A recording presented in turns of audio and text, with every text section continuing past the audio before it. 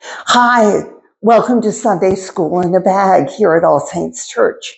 My name is Mother Meredith, and I'm one of the priests here at All Saints. I'm excited that you're with me again today. I had a good time the last time we got together. I hope you did too. So, as we did last time, there are some things you're going to need to make sure you have while so that you can do the activities and read the story with me. So the first thing you're going to need is your Spark Storybook Bible. And I'm sure you have that already because we use it every week. The other thing you're going to need is a paper that looks like this. It says The Parable of the Rich Man, okay? And it has a picture of a guy with all kinds of weird bumps on his body. Okay, so we're going to be talking about him. You're also going to need a few crayons or markers or something to write with. And you're going to need some stickers, which are probably put on a bag that has different kinds of Band-Aids and things in it. And we'll show you what we're going to be doing with all of that. So gather up your stuff and take everything out so that you're ready to go. And when you're ready, come back to the video or ask your grown-up to help you stop it and start it up again when you're ready. Okay? Thank you.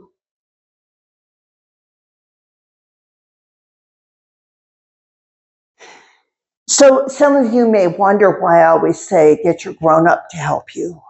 Well, that's because some of the kids who are watching this video are going to be watching it here at All Saints. And so they'll have some grown-up helpers with them. Some of you will be watching them at home and you might have your mom or your dad there. Some of you might be watching it with a grandparent or an auntie or a babysitter or even an older brother or sister. So I say grown up just because you might need someone who can read a little better than you can. That's the only reason why I say it. Okay? So we're going to begin with our story, which is, we're going to begin with our prayer. Now, you might have heard a whisper. You know, Trish, our friend at All Saints, she helps me remember what it is I'm supposed to do in the order I'm supposed to do it. So she's here in the room with me, and she helps me remember. So let's start with the prayer. I'm going to say it, and then you can repeat it after me. Dear Jesus, thank you for today. Help us to learn about you and grow to love each other more and more. Amen. Let's say it together. Dear Jesus, thank you for today. Help us to learn about you and grow to love each other more and more. Amen. Thank you, Trish, for reminding us starting with prayer is always a good idea. So our story is the parable of the rich man, and it begins on page 386 in your storybook Bible. It has a picture of a sort of angry-looking man holding some grapes, and that same guy who has all the bumps on him on the other side.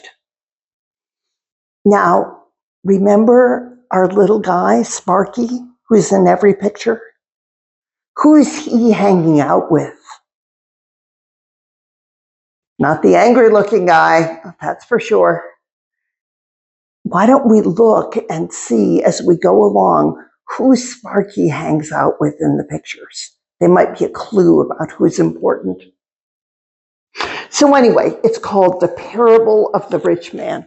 Now, parable is a fancy word for a story that is supposed to teach us something, okay? Jesus told this story about helping people. One day, after he ate a huge lunch, a rich man said, "I'm so full, I couldn't eat another bite. I'm going to take a nap." He closed his eyes and went to sleep. Ow! Ow, ow. The sounds of moaning came from outside. They got louder and louder. Soon the sounds woke up the rich man. Who's making that awful sound? He asked. The rich man looked out the window and saw a man named Lazarus lying on the ground. He had no money or food to eat. Sores covered his whole body. He was sick. Lazarus needed help. Instead of helping, the rich man shouted, "Be quiet, you beggar." He went back to his chair and closed his eyes again. Later that day, Lazarus died right outside the rich man's house. When Lazarus died, he went to heaven to be with God. In heaven, he had no sores. He was not sick. All of his problems were gone. See, he looks really happy now, and no funny bumpy things on his face. The rich man died too. He didn't go to heaven. He was far away from God, but the rich man could still see Lazarus in heaven. "Help me," the rich man begged Lazarus, but they were too far apart. It was impossible for Lazarus to do anything for him. "I'm sorry, I can't reach you. I can't help you," said Lazarus. When he was living, the rich man thought he was too important to help Lazarus. He didn't care what happened to Lazarus. After he died, the rich man realized the mistake that he had made. Jesus told the people, "I want you to see the people who need help. Open your eyes, use your ears, help everyone you can." So, have you ever asked someone, "Can I help?" Do you help at home? Do you help set the table, maybe by putting the cups on the table before a meal? Do you help clear your place after you've eaten? Do you help put things away? My kids were always really good at helping in other people's houses and not so good at helping in mine. I don't know if you're like that. A lot of people are like that. It's okay. The important thing is that you know that helping is a good idea. Now, we've got this picture of this poor guy. Remember what it said in the story? He was hungry. He was sick. He didn't have any money. His clothes were rags. Well, in your packet, you've got these stickers, which are things that could have helped him while he was alive. So this bag of bumps is not a bag of sores, even though the bumps look sort of like the bumps on his head. It's supposed to be a bag of money. And a bag of money might have helped him, right? Because then he could have bought some of the things that he needs. There's also a pail of water, so he could have washed the itchy parts of himself or had something nice to drink. There's food. That looks like a loaf of bread and some grapes, so he could have a picnic. And there's a nice coat and tunic that he could have worn.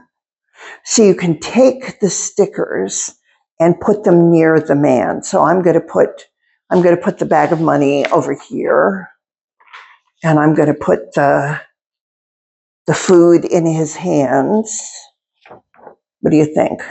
Where do you think we should put the clothes? It's not the same size as him, so putting it on him won't work very well, but you can put that on there. You could put the water near his feet. I hope he doesn't kick it over. But these are all things that would have helped Lazarus when he was alive. And, you know, none of these things would have been very hard for the rich man to give him. Even those of us who don't have as much as rich people can share some of these things. Sharing part of your snack with someone who doesn't have a snack, or getting someone a drink of water when they're thirsty. That's something all of us can do.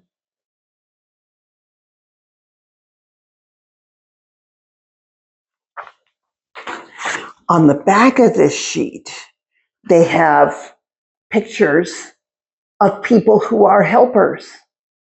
So how do you think these people help? This person looks like he's a construction worker. It looks like he's building a building. Would be nice to have a house, wouldn't it? I bet he's building houses for people. This person looks like she works at a store or a restaurant, and so gets us things that we need for lunch, or maybe medicine if it's a pharmacy. This person is by a great big tractor. I bet that person is a farmer growing food for us. Food is a really good idea. And this looks like it might be a nurse or a doctor, someone with a stethoscope who's listening to a little person's heart. And so all these people are helping. Now, doesn't tell you to do anything else, but I think that people who are helpers deserve a heart, don't you? So I'm going to put a heart next to each of these people and point the heart to the one who's the helper. So I've got a heart with a line that goes to the farmer and a heart that goes to the medical person who's helping.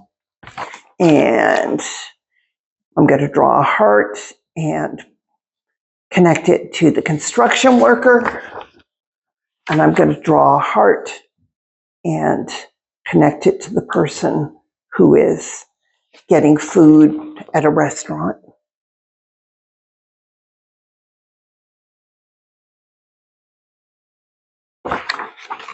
Now, there are also some pictures down at the bottom here, and in some of them people need help, and in some of them people are helping. So you've got this picture of the guy. Looks like he's an old person and he's got a cane, so it's probably hard for him to bend over. And there's a hat on the ground. What do you think you could do to help this person? There's a picture here where a kid picked up the hat for him and handed it to him. That's a pretty nice thing to do. Then you've got a picture of what looks like a mom or a babysitter who is trying to unlock the door to the house, and they've got groceries and they've got a crying toddler, and she looks really sad and stressed. And you know what? There's a picture of a kid who says, look, why don't I hold the groceries for you so you have two hands to open the door and you can comfort the little person who is so sad.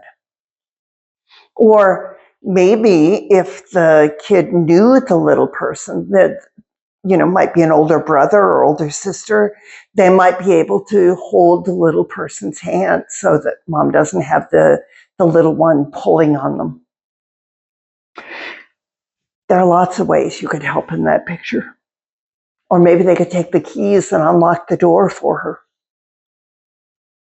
In the last picture here, you have three people playing. It looks like they're playing soccer and having a really good time. And there's a fourth person who's kind of standing under a tree looking kind of sad, like maybe it would be fun to play, but I don't know those people and I don't know what to do.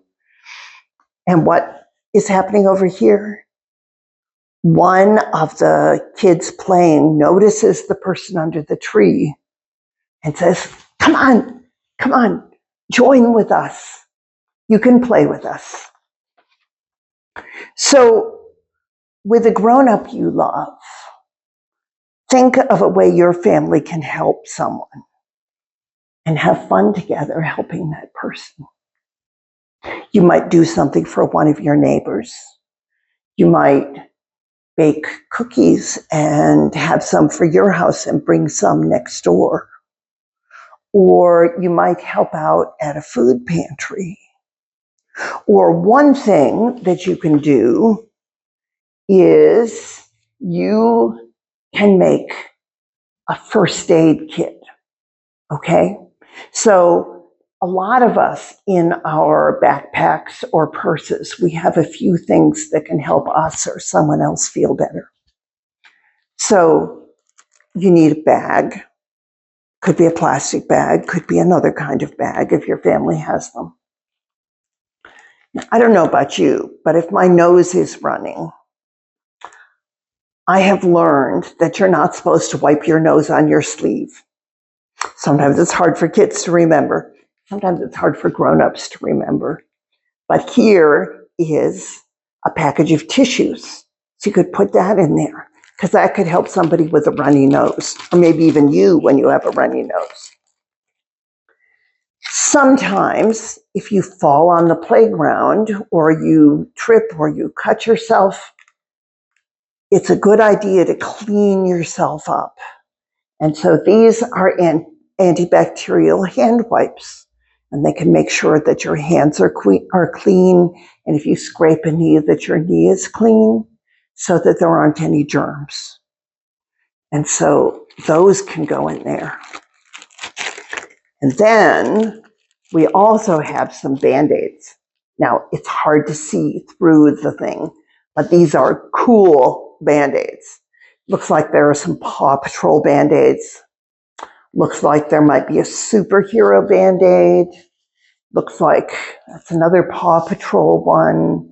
This one has Boom and TNT, all kinds of cool stuff. So there are Band-Aids. So if someone gets a scrape or a cut or something, you can offer them a Band-Aid. And it's not just a boring old Band-Aid. It's a fun Band-Aid. So these can go home with you if you're here in the classroom.